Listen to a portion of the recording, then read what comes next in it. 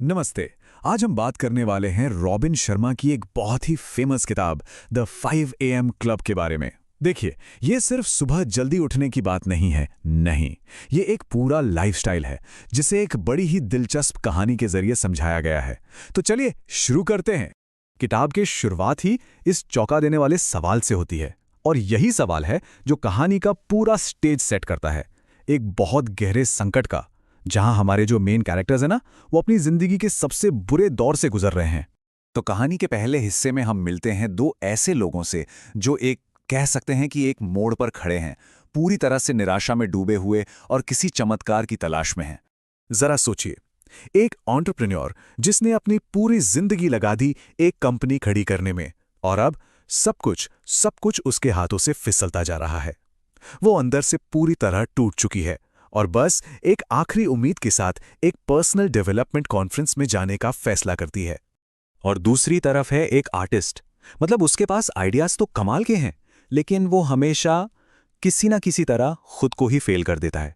वो बस एक तरीका ढूंढ रहा है अपनी असली काबिलियत को बाहर लाने का, इससे पहले कि बहुत देर हो जाए। तो अब हम पहुंचते हैं उस कॉन्फ्रेंस में। यहां स्टेज पर आते हैं एक बहुत ही महान स्पीकर जिन्हें लोग द स्पेल बाइंडर के नाम से जानते हैं। हवा में ना एक उम्मीद है, एक एक्साइटमेंट है। द स्पेल बाइंडर अपनी बात की शुरुआत इन दमदार शब्दों से करते हैं। ये एक सीधी सीधी पुकार है कि मामूली जिंदगी को छोड़ो और महानता को गले लगाओ। और ये बात वहां बैठे लोगों को फौरन अपनी गिरफ्त में ले लेती है। और यहीं पर द स्पेल बाइंडर का मेन पॉइंट सामने आता है। वो कहते हैं कि हमारे पास हमेशा एक चॉइस होती है, या तो एक साधारण जिंदगी या फिर मास्टरी। मतलब हम या तो डिस्ट्रैक्शन और कंफर्ट जोन चुन सकते हैं, या फिर फोकस और डिसिप्लिन। ये पूरी तरह से हम पर है। लेकिन सुनिए, सिर्फ बड़े बड़े इरादे रखने से कुछ नहीं होता। द स्पेल बाइंडर इस बात पर जोर देते हैं कि महानता सोचने से नहीं, करने से आती है।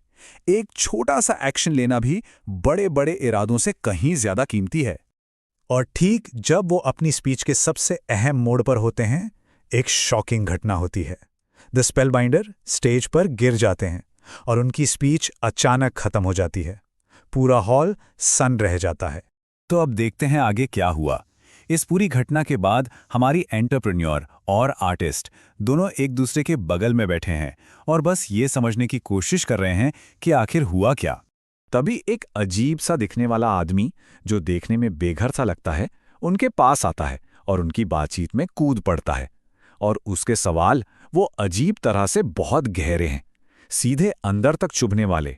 उसे देखकर हमारा आर्टिस्ट तो फौरन सोचता है, ये तो पक्का कोई सनकी है। मतलब उसके फटे पुराने कपड़े और बिखरे बाल देखकर कोई भी यही सोचेगा, है ना?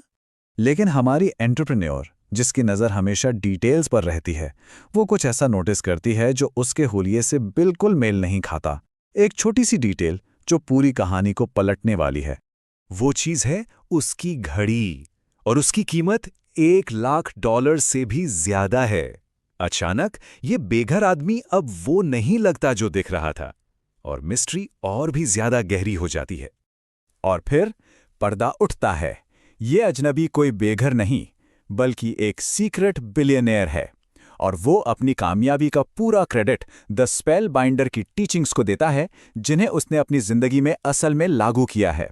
अब इसी बीच हमारा आर्टिस्ट ये मानता है कि उसने चोरी छुपे उस स्पीच को रिकॉर्ड कर लिया था, और फिर वो द स्पेल बाइंडर के गिरने से ठीक पहले कहे गए आखिरी और सबसे जरूरी शब्दों को प्ले करता है।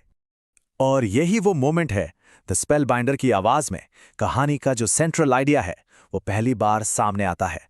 एक ऐसा आइडिया जो इन दोनों की जिंदगी को हमेशा हमेशा के लिए बदलने वाला है। तो आखिर ये द 5 AM क्लब है क्या चीज़? देखिए, ये सिर्फ सुबह 5 बजे उठने के बारे में नहीं है। ये उस पहले घंटे को, जिसे विक्ट्री आवर कहा जाता है, उसे खुद पर इन्वेस्ट करने का एक सिस्टम है। इसे 20-20-20 फॉर्मूला में बांटा गया है। पहले 20 मिनट एक्सरसाइज, अगले 20 मिनट मेडिटेशन या प्लानिंग, और आखिरी 20 मिनट कुछ नया सीखना। मकसद बस एक है, दिन की शुरुआत इतनी एनर्जी और फोकस के साथ करना कि आप सच से आगे रहें। वो बिलियनर उन्हें ये प्रिंसिपल समझाता है। वो मानता है कि देखो, इस आदत को बनाना आसान नहीं होगा, शुरू में मुश्किल लगेगा, लेकिन इसका जो आखिर में रिजल्ट होगा ना, वो कमाल का होगा। अब कहानी में आता है एक जबरदस्त ट्विस्ट। वो मिस्टीरियस बिलियनर हमारी एंटरप्रेन्योर और आर्टिस्ट को एक ऐसा ऑफर देता है जिसे वो मना ही नहीं कर सकते। जरा सोचिए तो, वो उन्हें मॉरिशस में अपने प्राइवेट आइलैंड पर बुलाता है ताकि वो उन्हें पर्सनली ये पूरा मेथड सिखा सके। सुनने में ये किसी सपने जैसा लगता है ना, लेकिन ये सच था। और ये सिर्फ एक ट्रिप का न्योता नहीं है, ये एक वादा है। वादा दुनिया के सबसे कामयाब लोगों के सीक्रेट सीखने का। वादा बेहतर हेल्थ, ज्यादा खुशी और मन की शांति का। और सबसे बड़ा वादा एक ऐसे ट्रांसफॉर्मेशन का जो उनकी पूरी जिंदगी को बदल कर रख देगा। और ये कहानी हमें इसी एक सवाल के साथ छोड़ जाती है। ये सवाल सिर्फ कहानी के कैरेक्टर्स के लिए नहीं है, ये हम सबके लिए है कि अगर कोई सच में अपनी सुबह का मालिक बन जाए तो अपनी जिंदगी में क्या कुछ कमाल का हासिल किया जा सकता है।